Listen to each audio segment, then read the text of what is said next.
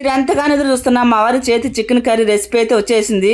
వచ్చేయండి వీడియోలోకి తెలిపోదాం. Kilo chicken ని వాష్ చేసి పక్కన పెట్టుకోండి. ఒక ఆనియన్ 4 పచ్చిమిర్చి అయితే కట్ చేసుకున్నాడు.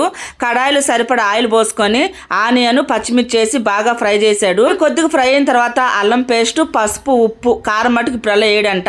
ఇక నీవు కూడా బాగా ఫ్రై అవనిచ్చి ఇక దాంట్లో వచ్చేసి చికెన్ వేసాడు. ఇది బాగా ఫ్రై అవ్వాలన్నమాట, కొంచెం డార్క్ కలర్ లో రావాలన్నమాట ఆనియన్. ఇంకా ఆ తర్వాత చికెన్ వేసాడు. నిమిషాలు మూత పెట్టేసి ఉప్పు పసుపు బాగా పట్టిన తర్వాత కారం వేసాడు. ఈ కారం వేసిన తర్వాత కూడా కాసేపు మగ్గ పెట్టేశాడు మూత పెట్టేసి. ఆ తర్వాతనే కొద్దిగా వాటర్ పోసాడు. ఎందుకంటే మనం ముందే మగ్గ పెట్టేసాం కదా, ఉప్పు పసుపులో కొద్దిగా కారంలో మగ్గ పెట్టేసినాం కాబట్టి కొద్దిగా వాటర్ పోసుకున్నాడు. ఎక్కువ వాటర్ పోసుకున్నా కూడా చిదురు అయిపోద్ది. బాగా దగ్గర పడిన తర్వాత ధనియాల పొడి వేసుకోండి. మీ దగ్గర చికెన్ మసాలా పొడి ఉంటే వేసుకోండి, లేకపోతే అవసరం లేదు. ధనియాల పొడిలో చక్క లవంగా యాలకులు వేసి నేను దంచుతాను, అదొకటైనా పర్వాలేదు. మీరుతో సర్వ్ చేసుకోవడమే. ఫస్ట్ వాళ్ళ కొడుకే పెట్టాడు. ఎట్టైనా కడుపును పుట్టిన పిల్లల తర్వాత ఎవరైనా కదా. ఉంటా బై.